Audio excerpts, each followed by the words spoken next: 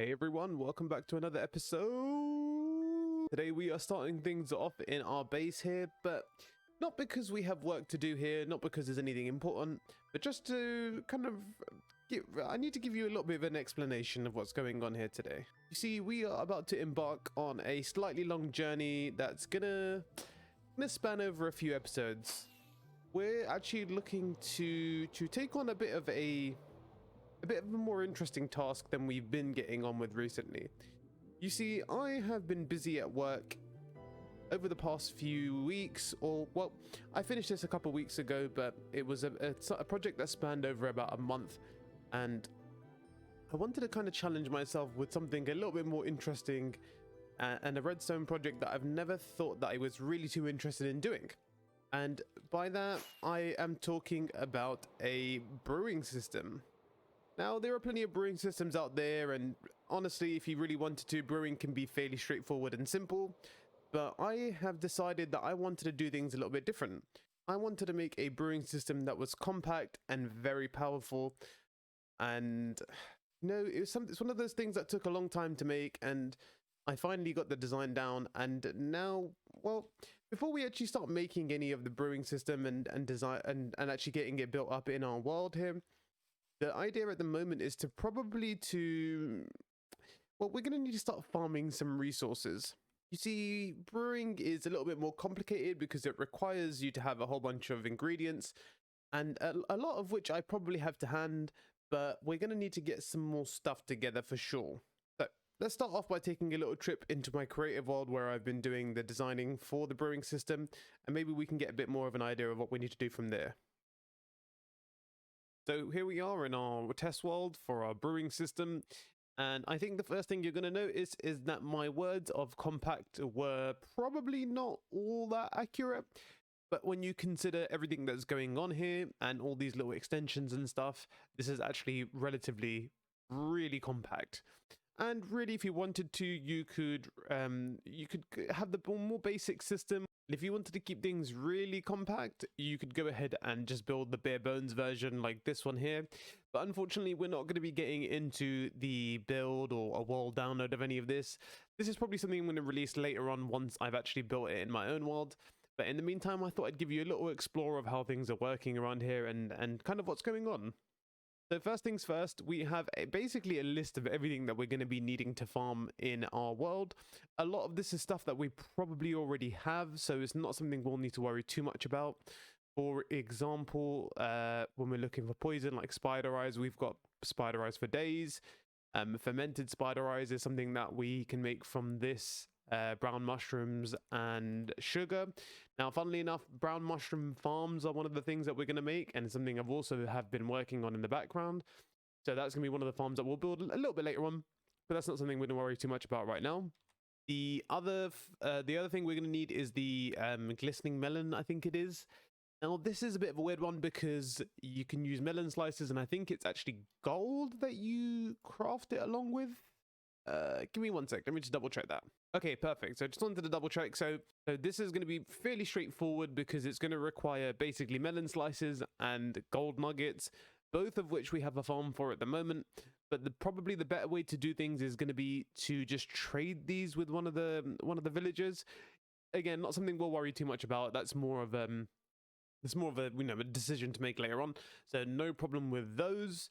Then blaze powder for strength, that should again not be an issue. We've got a blaze spawner, but we're actually going to be thinking of making a double blaze spawner. I mentioned this a couple episodes ago, so this is actually probably going to fit really well in with this as well, so we can kind of work on a double blaze spawner recipe. I'll be very honest with you, we won't be needing it. We're going to have loads of it anyway, even though we're going to be using it for fuel, for actually brewing and as well as the strength potion.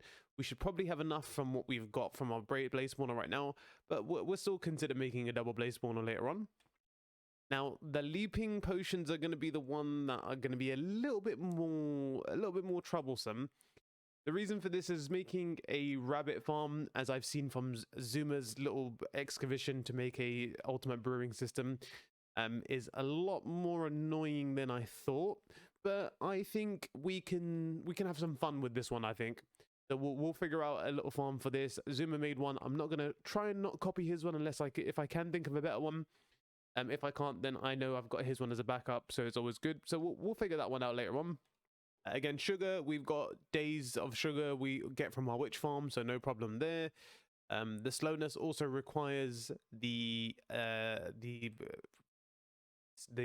fermented spider eye, which again we already have.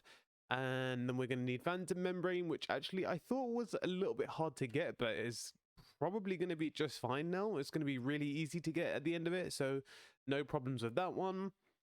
Night vision, we've got golden carrots from trading, so I can either do the trading way or I can craft the golden carrots, so that will be absolutely fine. Again, fermented spider eye, just in case you're wondering why there's representations of so many fermented spider eyes, there's a little bit more to it, and I'll show that once we actually get down to the example of this when I release a world download. But it's just, this is more just an indicator of invisibility, because this is a secondary item that this invisibility requires. The first thing it requires is the night vision, so you'll see it at some point later on. But again, we shouldn't have any issues farming this. It just seems like we're going to need a lot of this because it's required in a few recipes, so we'll keep that in mind later on. Then again, we have water breathing, which is going to be pufferfish. This one's going to be a little bit more difficult because you just don't get loads of these from farms. So maybe I'll think of a really efficient farm that I can try and get some pufferfish from.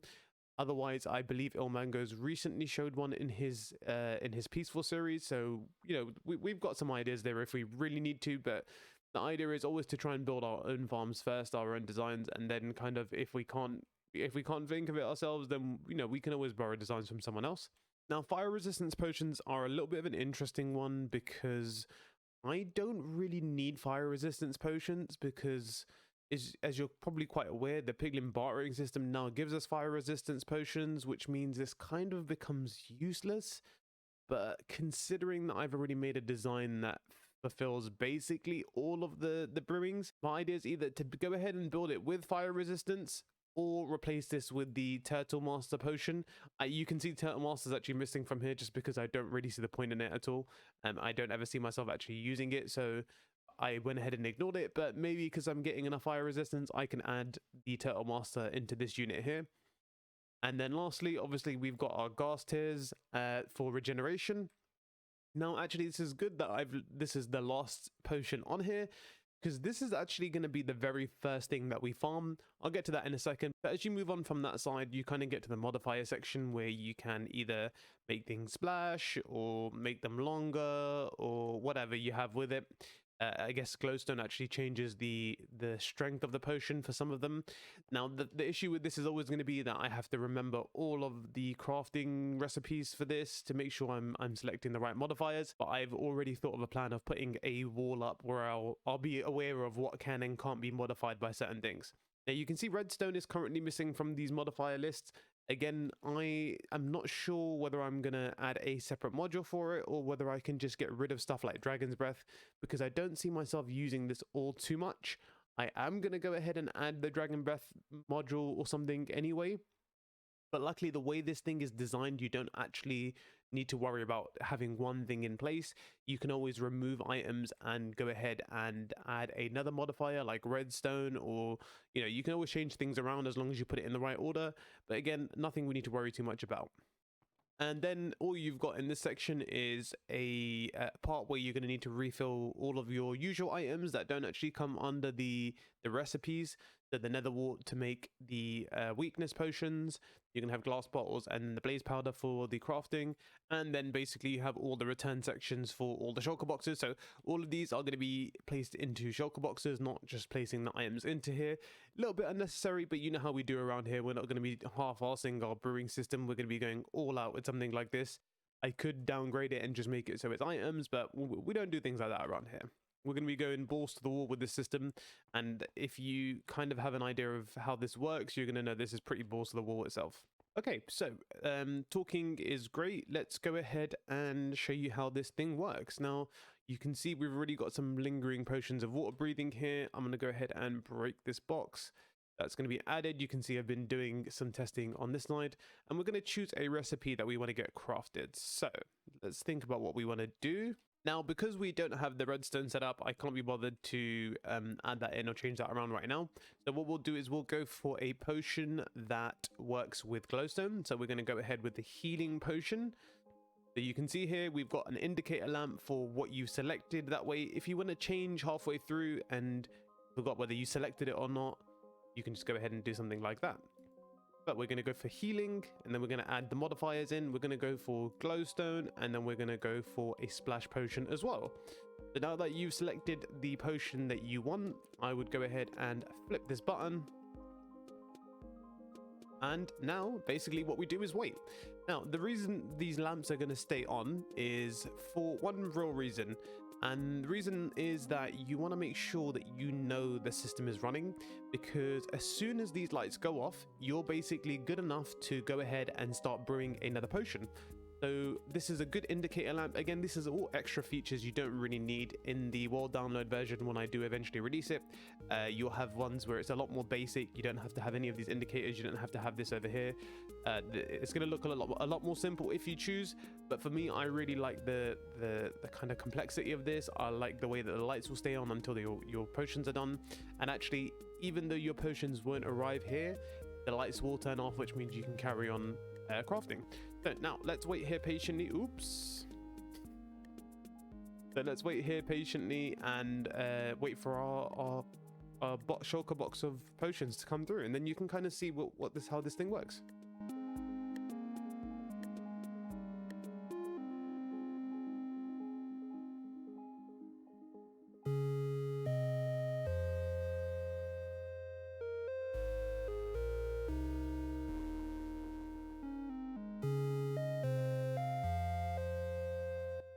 Excellent. So just like that, the potions are all done, and we will be receiving our box of potions in here any second. So let's there you go, nice and easy. So it didn't take very long, and you can see we've got level 2 splash potions of healing, and it is as simple as that. Now obviously keep in mind the brewing system is very complicated, extremely complicated in my case, which is why it ended up taking me so long. Now, I'm pretty good at redstone, but this was almost like a whole nother level of redstone that I had to start kind of keep in mind. There's a lot of timings in here, a lot of things that need to be really well placed. And honestly, I can't even explain to you how long this took me. There was so many variants and versions, and you can see there's some over there, and then another one over there. That's probably just a copy. But yeah, I don't want to get into the details of any of this. I don't want to break down things too much just now, but let me just tell you this was very complicated, and it's going to be absolutely fantastic to build in my world finally, because it's going to be really, really good. Brewing station explanation aside, I mentioned I would bring back the reason for why the gas tier was important. I have had a little look around at a gas tier farm, and I honestly couldn't find anything really that worthwhile. And whilst doing the searches, I obviously saw the video by Zoomavoid and saw the gas tier farm that he had going on. So I decided to go ahead and recreate it with the very little information he actually provided. I know why he didn't provide any more information than that is because he did not want to take away from Membomb's farm, which I'm sure he said that he's releasing a video for. Now, I'm not going to be releasing a video or explaining how the farm works, but I have, however, actually recreated the farm myself, and I want to let that be the first farm that I build. Now, it's not necessary to build that farm first, but the reason why we're going for that is because gas tiers are going to have a little bit more use than just for the brewing system. The extra uses basically consist of gas tiers to make end crystals, because I'm eventually going to do some work in the end, and I want to get all the portals opened up. So that's going to be step one for getting all that going as well. And the second thing is that it also doubles up as a gunpowder farm. Now, there's way more efficient ways of getting gunpowder. However, I think one night of AFK in the gas farm that we've got is going to be more than enough to probably keep us going for quite some time. And as far as the gas tiers are concerned, I don't think we'll ever need gas tiers after one full night of AFK there anyway. So that's going to be really, really good, and I'm looking forward to doing that. But the gas tier farm is extremely expensive to build. Now, I've had a look at what I'm going to need to get it made, and essentially I'm going to need about 5 shulker boxes of obsidian, And currently my stockpiles of obsidian consist of about this basically. Now I do have a little bit more in my base, but I also want to make a lot more ender chests and stuff with it as well. So it's not looking great basically. I'm gonna need about 2.5 double chests or 3 double chests worth of obsidian, and yeah, we're not cutting it with all of this here. So I thought about what the best thing to potentially do is, and I've come to the conclusion that I'm gonna go ahead and get things started by creating a obsidian farm. Now, I like to usually break down things a little bit in my video at least, but honestly, the obsidian farm is so straightforward and so simple that I don't really want to get into too much of the details of it. So here's the strange thing about it, right? I need to eventually get rid of the obsidian pillars in the end, but I can't do that until I open up all the end portals, and in order to open up all the end portals, I need ghast tears in order to respawn the dragon a few times, and well, like I said, that's, you know, it's kind of going in the wrong direction here. So instead of mining all the end pillars for the obsidian, I've decided that I'm going to do an AFK version, which is using the respawn platform for the end, the regeneration of the end platform, and basically just having a chunk loader that keeps the overworld side loaded, and it allows the system to keep respawning the end platform, and I can basically just stand there and mine it and go AFK for as many hours as I want. I think I think about 5 or 6 hours worth of AFKing should be enough for me to get enough obsidian, but again, not a huge task ahead of us today. We're going to keep it simple, and if we're lucky, if I can try and squeeze it in, hopefully we can try and get the actual system built up, or the actual farm at least half built up in this episode. But let's see how it goes. The first thing we're going to do is we're going to have to find a whole new portal room, because the portal room we've got right now is too fancy and is going to be built for other purposes, and I don't really want to mess things around and get chunk loaders and stuff built there at the moment. It's not necessary to do that, so we're going to go ahead and find a new stronghold, go and find ourselves a new portal room, and get to work over there. So let's get started.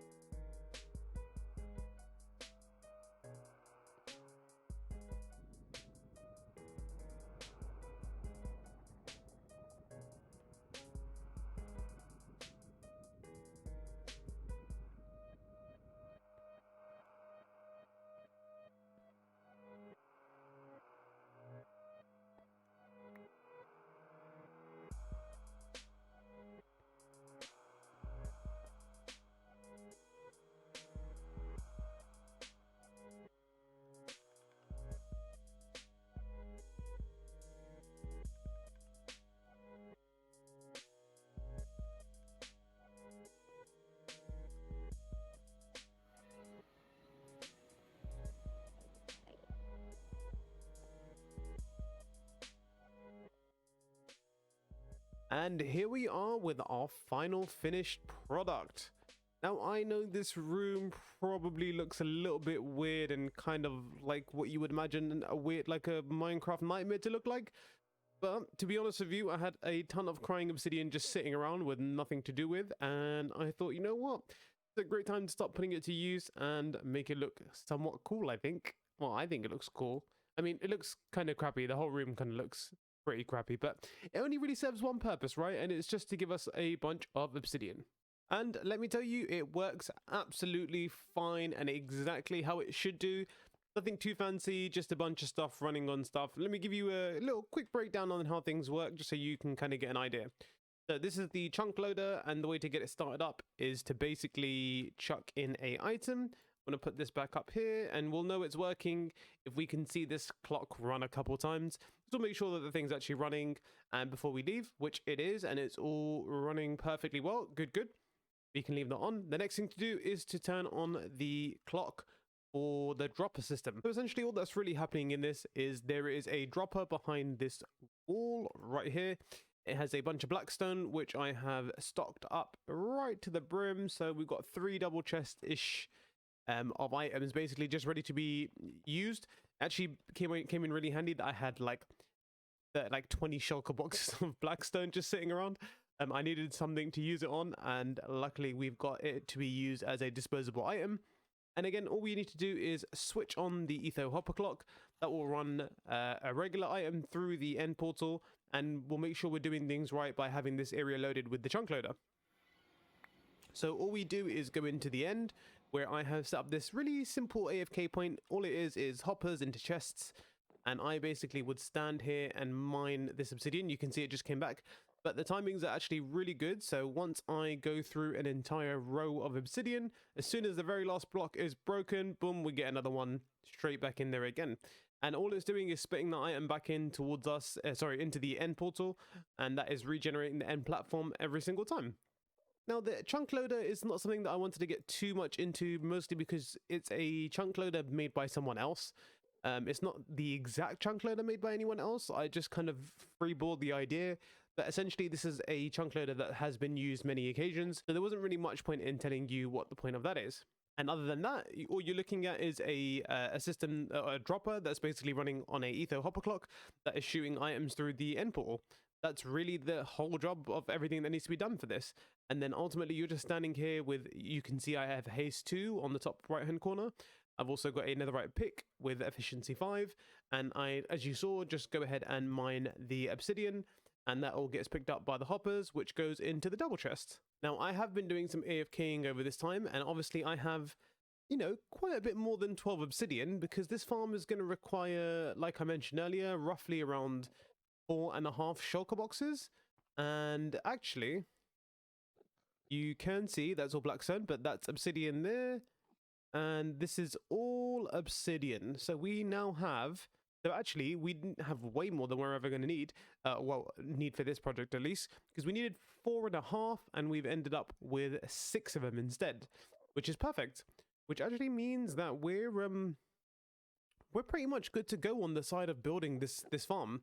Now, I was having a little think about it, and I thought, is it a good idea to get started on this now and bring this into the beginning of this episode? But the thing is actually, you actually need to do a little bit more work when it comes down to it. Hold on, let me just go ahead and switch that off. And actually, the way to turn this this chunk loader off is to just stand here and catch the item. Simple as.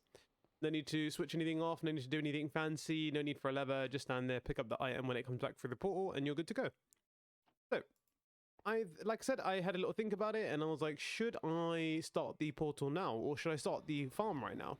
And honestly, I don't really think there's any point.